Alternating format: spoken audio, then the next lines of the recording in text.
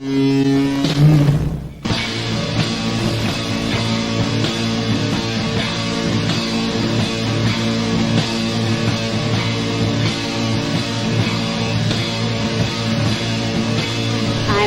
Morris with the NSA.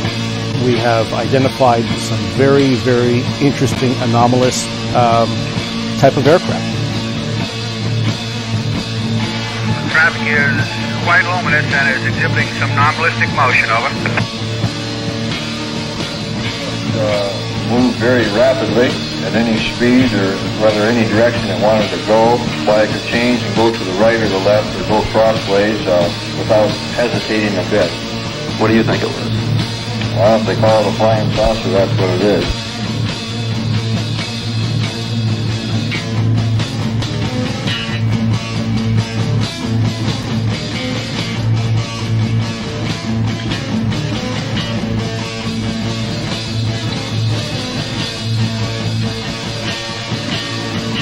EWA 517, do you want to report a UFO? Over. Negative. We don't want to report.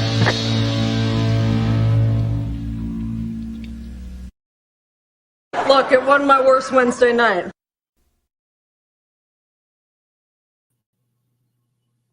Good evening, everybody. This is Miles Lewis, and you are tuned in to another live edition of Anomaly Now, straight out of Austin, Texas. This is the weekly live news roundup, where we promote the efforts of the nonprofit 501c3 Scientific Anomaly Institute, aka the Anomaly Archives, located here in the heart of Texas. Well, boy, it's already been a very exciting little fun week.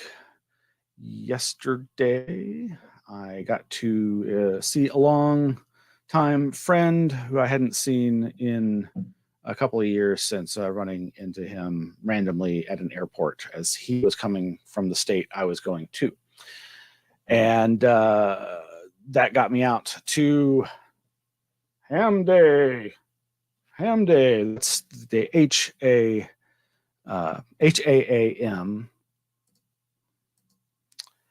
for the Health Alliance for Austin Musicians. This is the website myham.org. That's myhaam.org. The nonprofit. Hey, there it is. There's the Ham Day logo for this year's t-shirt. And oh, there's our friend Troy over there. And so many other great supporters of this fantastic organization that helps try to make it livable for Austin musicians to exist healthfully in this fine city. So every year they hold live music at a variety of institutions across town. And I actually got to go see some live music at where else? HEB, the grocery store, the one right near where I went to junior high. Brand new store, hadn't been in it, hadn't set foot in it. It's quite strange. There's no groceries on the ground floor at all. There's 2 or 3 levels of parking underground.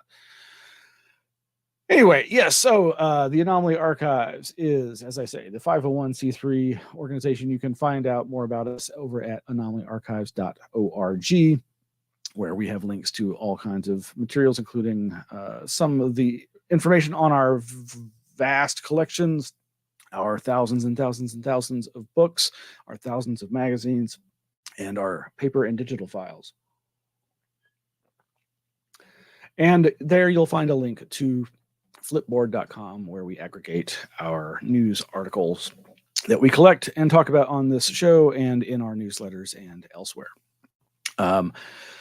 Ton of news as usual. Don't know how much of this I'm going to get through, especially with my voice going hoarse suddenly.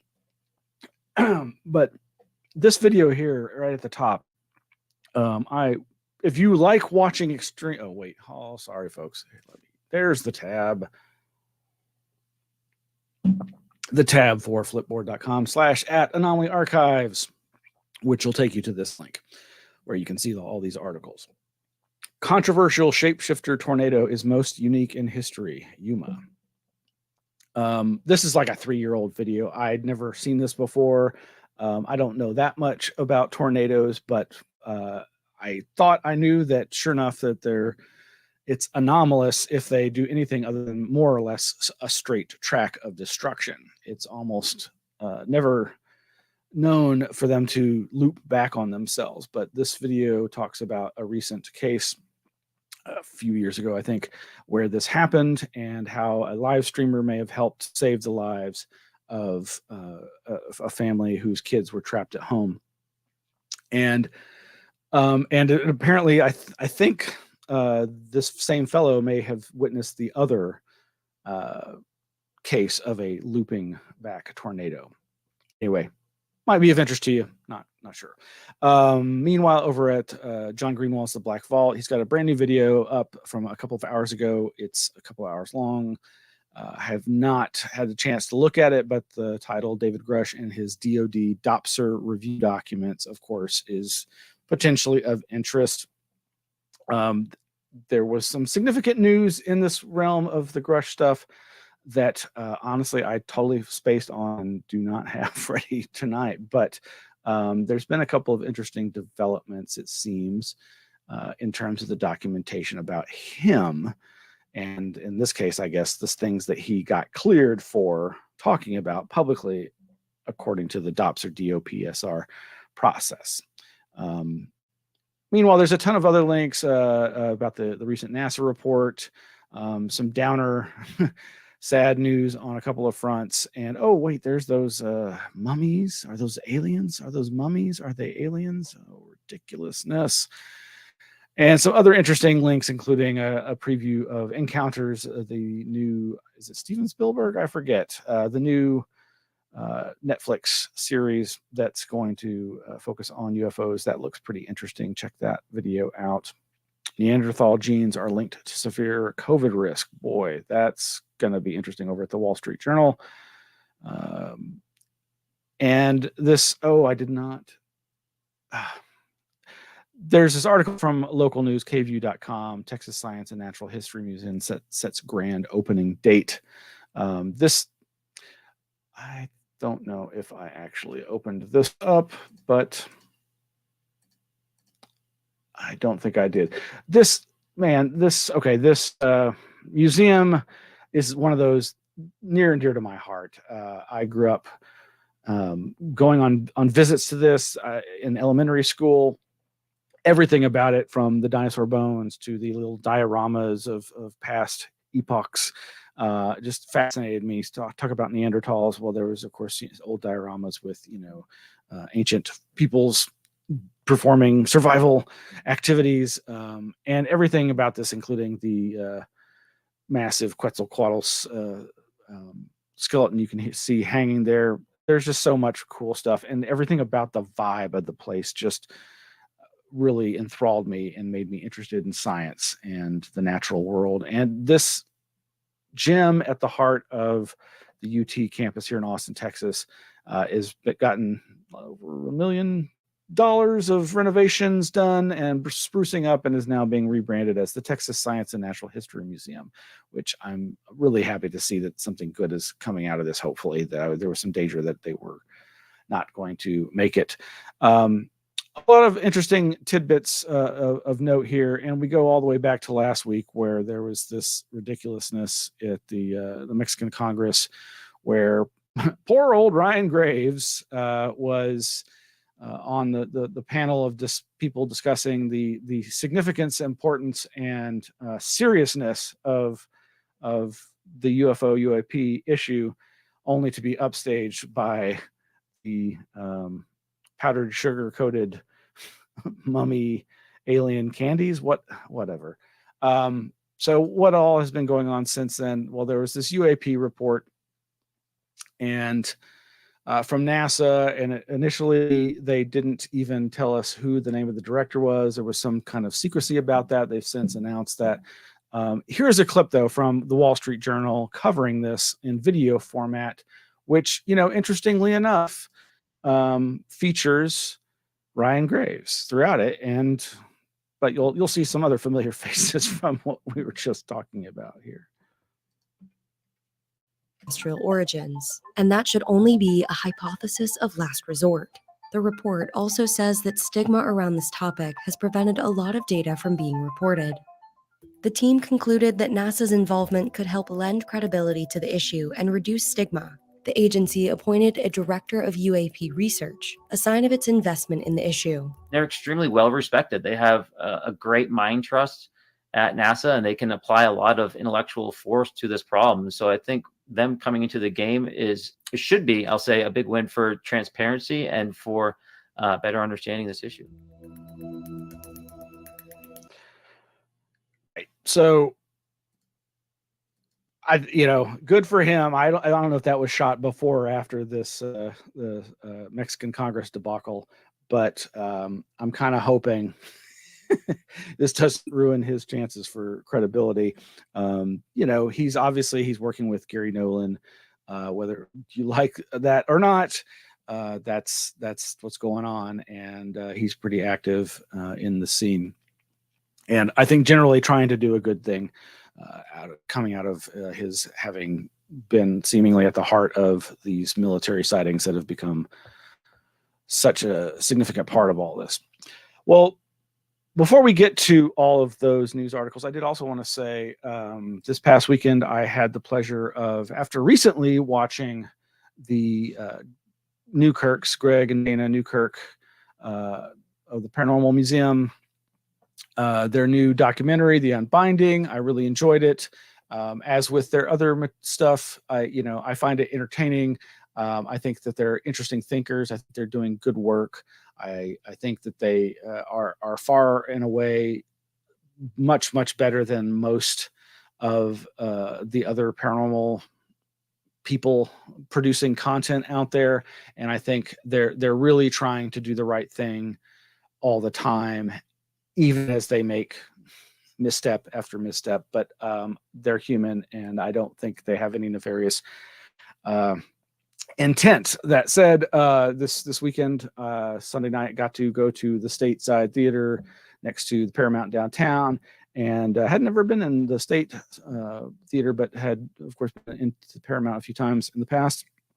It's a smaller theater, but it's still nice, good amount of seating, pretty big, rowdy crowd, and ran into some old friends and saw some other new friends, and it was great. My wife and I went, and actually I didn't realize I bought tickets right in the front row. No fanboydom there, but it's just real simple. Just the two of them sitting up on stage, running a PowerPoint, which kept getting interrupted because they had the Wi-Fi on and it kept trying to connect to the hotel Wi-Fi nearby. Not so professional in that regard, but they were their usual wonderful selves, and I really had a good time. And they basically went over many of the items that, if you've been watching their Haunted Objects podcast, which this was called the Haunted Objects Live show, you're probably familiar with. And so in that sense, there wasn't that much new or different, but there were, lots of little stories here and there that they peppered, and some new information related to their recent documentary, The Unbinding. And the some of the objects that they covered, of course, were the crying children, fire, synchronicity, hauntings, the famous British crying boy paintings that seemingly cause and survive the mysterious fires, as well as their big expose, such as it was on the Dybbuk box, the not based on reality of a Jewish mystic trapping of a demon spirit in a box, complete BS, which they expose after having acquired one. That's actually one of their other really good shows of the past. And just a number of other objects, including briefly talking about the crone, this effigy statuette with the nails in the eyes and noose around its neck. That's what this whole documentary that they've been working on, I think, since 2016 is about. Now, like I say, I enjoyed the documentary. I enjoyed the live show. They strike me as wonderful people doing good work. They've gotten criticism over the years for any number of reasons, but the two things that stick out and that are, well, the one thing that's current and referencing the other thing is in their TV series Hellier. At some point, as they're citing this, that, and the other book, one of the many books that is cited is a famous book by a pseudonym author who actually is a known Holocaust denier and written material on Holocaust denial. And they didn't say anything about that in the film, and whether they didn't know it and just failed to put it in or whatever, that's what happened with Hellier. And now there's criticism from somebody actually I'm acquainted with, and that is Michael M. Hughes, who actually was one of our Streamathon presenters. He and others have been keying in on a couple of things, including, as he says, really unfortunate that the Unbinding, a well-produced and innovative paranormal documentary I enjoyed watching, is bringing a lot of attention to a really unsavory Slavic, Ukrainian, white supremacist, neo-pagan religious group, Runvira, if that's even how you pronounce it.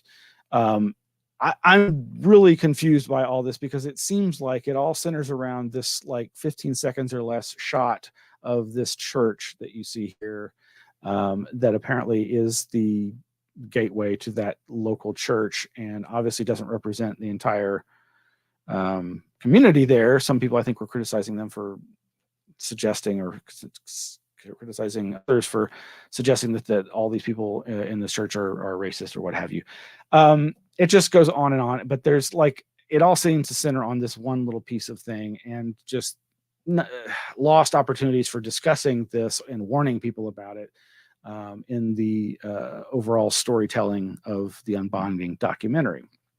I'm not going to get into this. If you, I mean, I really just, I on the one hand, I think it's important discussion point, but it just gets into some areas where it's like, are you suggesting that they're crypto Nazis, like, and that this is all some scam? I think that's even maybe suggested that maybe the whole setup of how they got the crone was some kind of setup. Really not sure, but you can, I'll probably put links to this, and there's another thread, this one from somebody on X, Twitter, responding to Greg Newkirk's and Dana Newkirk's apology. And apparently I think they're going to edit the movie to exclude that one shot. And then there's other criticisms. Here is Greg Newkirk's post where he has a link to an image of an apology, which is basically here in an image file. You can read all that and decide what you think. Mountains out of molehills, or is there really something important to be talking about here? But really enjoyed their show, their live show. They ultimately were kind of giving an overarching theory of how they think objects become haunted.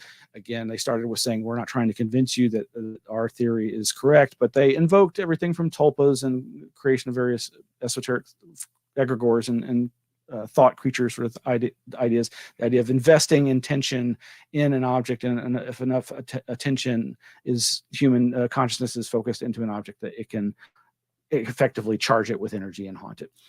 There was another object that I've only heard them allude to and that they went into more about. That's one of the most intense stories. I will not go into that, but ultimately, they invoked the research of Dean Radin on charging food with prayer and trying to test the results of medical patients or even just anybody's mood, whether it enhanced it or not.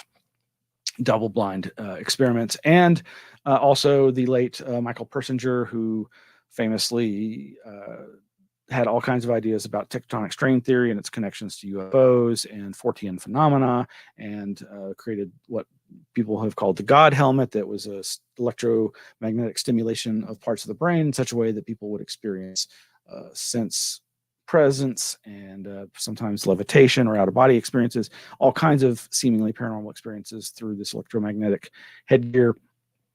And but he had other ideas about the nature of the noosphere, the collective unconscious, the akashic cloud of consciousness around us, and maybe the medium through which thoughts and telepathy transfer occurs. And so they did kind of try to give their overall idea, and they were trying to put some sciencey stuff around it, even as they're saying, hey, we're not scientists.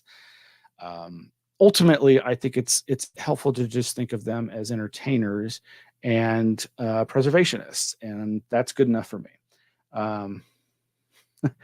And there you go. So that's it for that. Meanwhile, over on the internet, people are pissed off. So, all right, played that. So we already mentioned. So NASA, yes, they had this report that they issued, and then they basically just said, hey, we need better data. Duh. We also need to lessen ridicule factor. Duh. They finally launched their website. Yay. They're only taking military reports. Boo. But so they had this update. NASA shares UAP independent study report, names director. Well, or initially they kept the name of the director secret. Unsure why. As someone I heard joked, maybe they needed time to put up a fence around their house. And where is the fellow? It's Mike McInerney or something. Where is that name? Can't find it. Oh, there we go. Yeah. So while NASA still is evaluating the report and assessing the independent study team's findings and recommendations, the agency is committed to contributing to the federal government's unified UAP effort by appointing Mark McInerney, Director of UAP Research. McInerney previously served as NASA's liaison to the Department of Defense. Oh, there you go. Covering limited UAP activities for the agency. In the director role, he will centralize communications, resources, and data analytical capabilities to establish a robust database for the evaluation of future UAP, etc., etc. This is, of course, over from nasa.gov. And, yep. What do you think of that? Meanwhile, some brief sad news. Sad news. Over at cryptozoonews.com, it's run by Lauren Coleman. He has reported that Bigfoot Books has burned and they've experienced a total loss. Bigfoot Books was an open general stock used bookstore 1.5 miles east of downtown Willow Creek, California. I carefully use the past tense because Stephen Strufert, the owner, is sharing that early in September 2023, a fire destroyed his business is a loss. On Friday, a Labor Day weekend, September 1st, the Bigfoot Books fire burned or ruined the entire remaining inventory, which was being sold off. And there is a donation link that you can look into. Yeah, Bigfoot Books, no. Hate to hear about books burning, if you know what I mean. Meanwhile, over at a place that they keep books, the chipablib.bibliocommons, the Chicago Public Library website, is advertising this event. I believe it's free. 131 seats remaining. I think this is a hybrid and in-person and Zoom meeting. Maybe I'm incorrect. Well, if you're in this area, you might want to check out Close Encounters with UFOs, featuring Mark Roediger, who's been the president and scientific director of the J. Allen Hynek Center for UFO Studies since 1986. He is also going to be speaking with this fellow, I think it's the two of them. Sam Maranto, director and investigative researcher for the Illinois Mutual UFO Network. The presentation will cover a historical overview of ufology, local sightings, and recent developments, and will be out of this world, they say. And meanwhile, another heartbroken post. The Parapsychology Foundation Incorporated, they are one of the older oldest parapsychology-oriented organizations. They've been carrying their torch for quite some time. Lizette Colley posted, "It is with an extremely heavy heart that I must share that Parapsychology Foundation will run entirely out of money next month, just a few months shy of celebrating 72 years of productive operation in December." Yeah, they've been really trying to get this, keep this going. There's a picture of the one room of the library. You can see there's a door going into other parts of that, other rooms of that library. Very sad. It appears that they have been negotiating to get the collection donated to a local university. So I'm glad that there's going to be some at least continuity there, and hopefully the new stewards will do as good or better of a job protecting it and making it available to the public. Meanwhile, here's a book I had not heard of until just the other day: UFOs, Unidentified Aerial Phenomena, Observations, Explanations, and Speculations. This is from Springer Link, which I think is a publishing company for university books. Maybe I'm wrong about that. Maybe it's just a print-on-demand book, but the author I've never heard of, Carl Svozil, and you get some links to the different sections of the book that range from UFO look and feel, a glance at historic sightings, early UFO sagas, and legends prior to Trinity, July 1945. Really curious if this is in reference to the Paulo Harris, Jacques Vallée investigated Trinity case hoax, or if they just, for some reason, this writer was referencing the nuclear tests of that year. Other parts of the book: some visual photos of objects that have not yet been identified. Another section: UFO compliance and management, handling strange matters, UFO perceptions in the USA and elsewhere, some flight characteristics, abductions and experiences, crash retrievals, and UFO materials. But then it gets more interesting: UFO apprehension and challenge, some speculations, including sections: are UFOs cargo, as in a cargo cult, I assume? Are we an unaware participant in some galactic hypercivilization? And then, of course, things like possible consequences of disclosure or contact. Be curious to see more about this. It may be really lame, hard to say. Maybe somebody else has reviewed it.